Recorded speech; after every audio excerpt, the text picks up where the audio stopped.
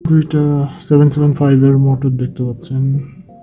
এখন এটার মধ্যে কোনটা আসল কোনটা ডুপ্লিকেট এটা পার্থক্য বের করা আসলে খুবই টাফ। তারপর আপনাদেরকে বেসিক কিছু জিনিস বোঝানোর চেষ্টা করবো আমি এই ভিডিওতে। সো বেসিক্যালি এটার জন্য প্রথমেই আপনারা এখানে মোটরের বিয়ারিংটা চেক করতে পারেন, যেটার এটা হচ্ছে অরিজিনাল আর এটা হচ্ছে ডুপ্লিকেট। সো অরিজিনালের বিয়ারিংটা যদি আপনি দেখেন,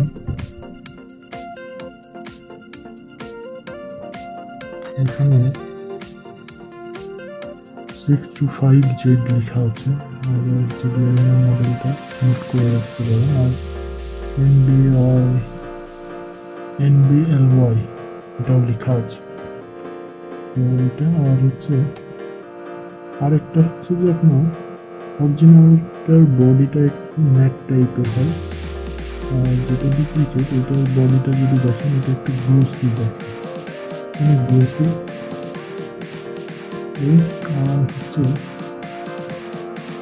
ভিতরে ভিতরে মোটরের কয়েলটা যদি দেখেন, কয়েলের কপার অয়েল যেটা আছে, অরিজিনালটার কপার অয়েলটা তুলনামূলক অনেক মোটা হয়, আর ডুপ্লিকেটটার কপার অয়েল একটু চিকন হয় আর কি। সো আপনাদেরকে মোটর দিকে চালিয়ে যদি দেখায়, এইটা হচ্ছে অরিজিনালটা আর এটা হচ্ছে ডুপ্লিকেট। আমি আগে ডুপ্লিকেটটা চালিয়ে দেখাই। দেখতে পাচ্ছেন শব্দটা অনেকটা এরকম, মানে এটা খুব বেশি জোরে ঘুরছে না আমার কাছে মনে হচ্ছে 12 ভোল্টে। যদি এটা আমি অরিজিনালটা চালাই তাহলে দেখি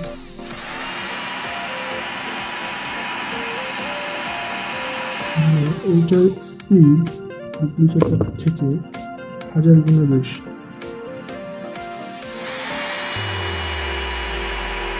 এটা আমাকে স্পিড আসবে। তো এই আর কি, পিছনে সাপ দেওয়া আছে দুইটা মোটরেরই। হচ্ছে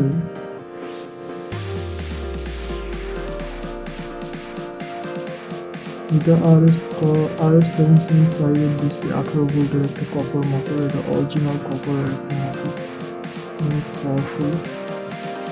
আমি ড্রিলিং এর কাজে ব্যবহার করি। এটা অনেক শক্তিশালী, ড্রিল খুবই ইজিলি করে। কিন্তু যদি আপনারা এই ডুপ্লিকেটটা কেনেন তাহলে কিন্তু এটা দিয়ে ড্রিল করতে পারবেন না। এটা বেসিক্যালি হচ্ছে ফ্যান ফ্যান বানানোর জন্য, যে টেবিল ফ্যান বানানোর জন্য এই মোটরটা ব্যবহার করা হয়। দীর্ঘ সময় চালাতে পারবেন, এটা চলবে, সমস্যা নেই, গরম হয় না। কিন্তু এটা দিয়ে ড্রিলিং এর কাজ করতে পারবেন না। এটা টোটালি খুবই স্পিড কম, দিয়ে আপনার ফুটা করতে গেলে আর কি আটকে যাবে।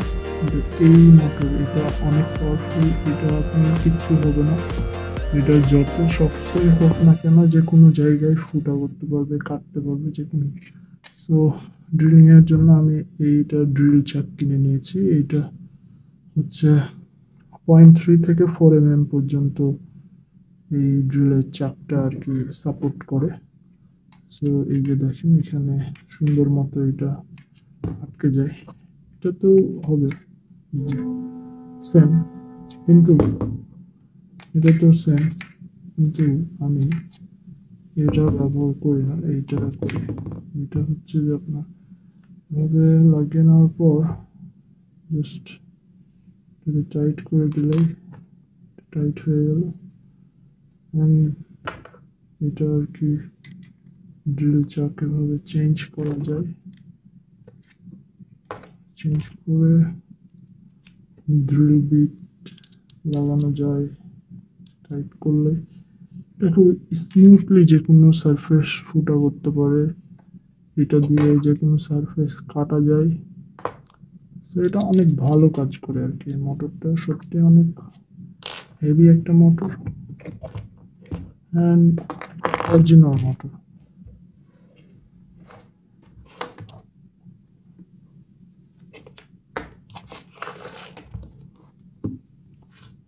সো ধন্যবাদ অনেকক্ষণ ধরে ভিডিওটা দেখার জন্য। আশা করি আপনারা ভিডিও দেখে অনেক কিছু বুঝতে পেরেছেন এবং কিছু তাহলে উপকৃত হয়েছে। ধন্যবাদ।